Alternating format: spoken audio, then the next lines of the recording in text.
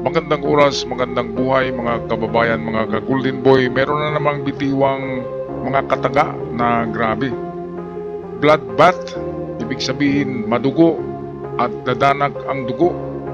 Dugo, hindi lamang dumudugo, kundi napakaraming dugo. Bloodbath maliligo ka sa dugo.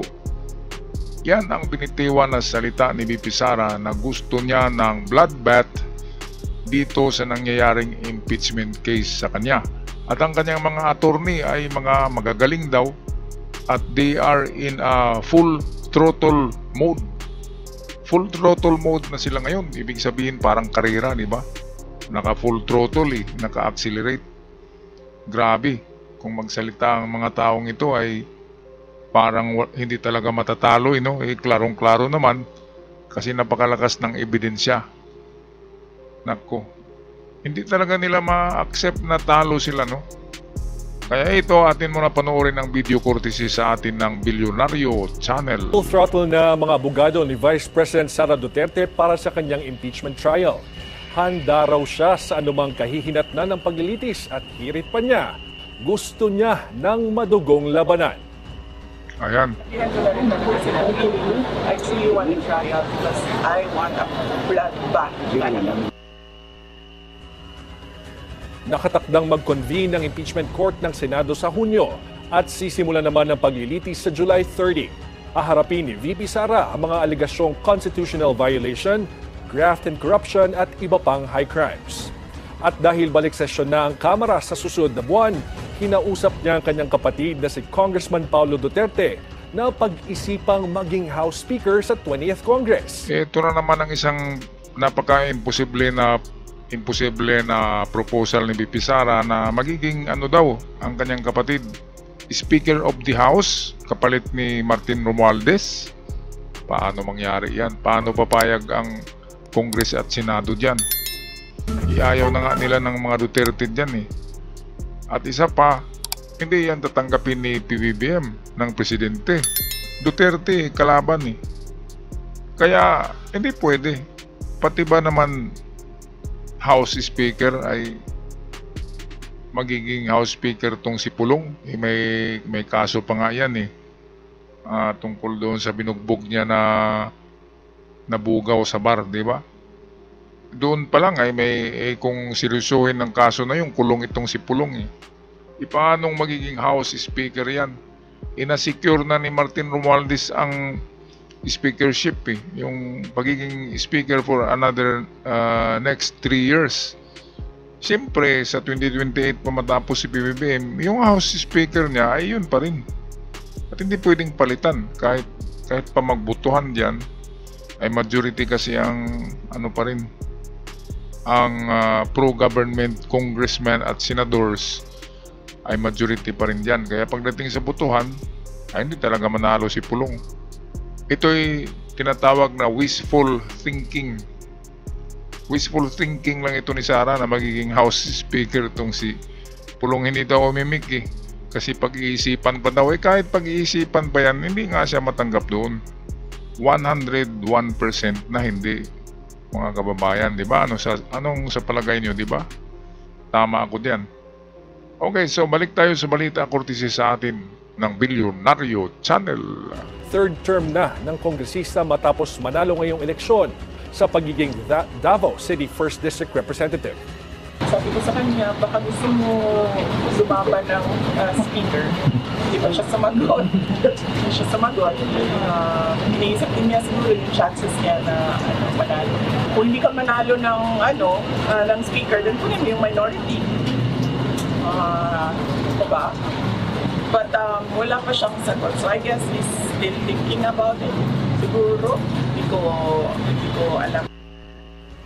Habang pinag-iisipan ni Congressman Duterte ang speakership, una nang sinabi ng kampo ni House Speaker Martin Romualdez na nakalikom sila ng 240 signatures para mapanatili siya sa pwesto.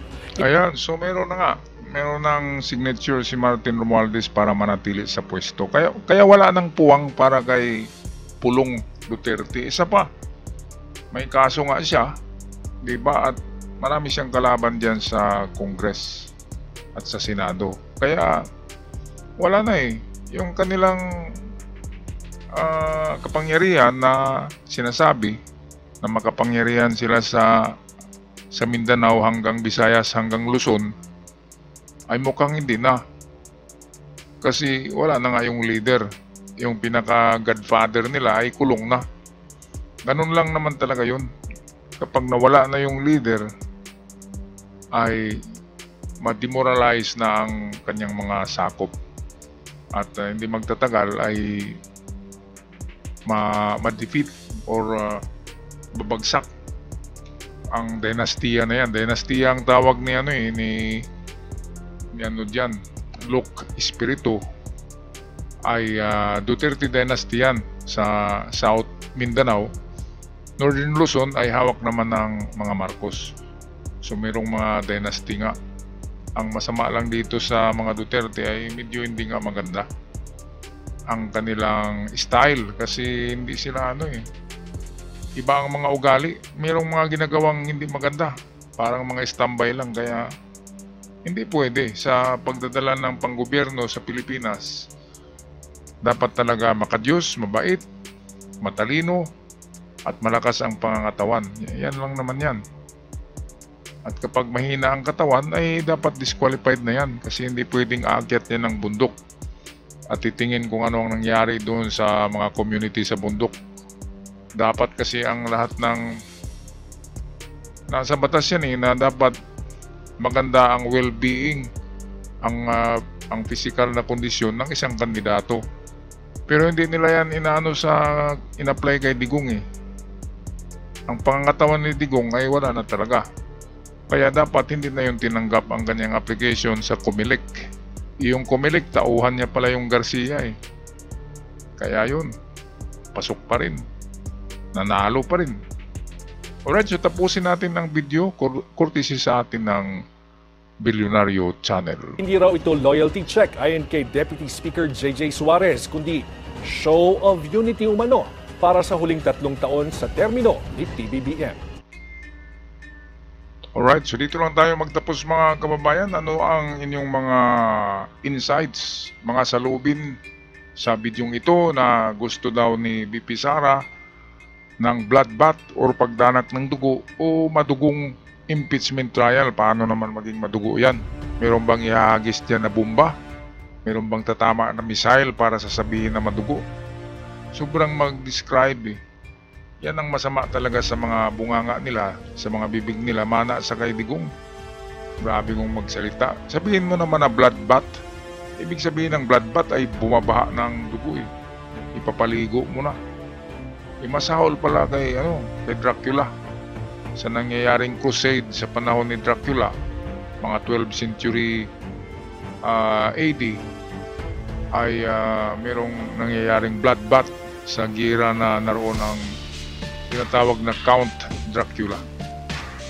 Alright, so okay, magpaalam na mga kababayan, mga ka-Golden Boy, at pag-iiwan ang inyong mga komento sa ating comment section down below. At sa mga bago pa lamang sa channel, huwag kalimutang mag-subscribe, malaking tulong.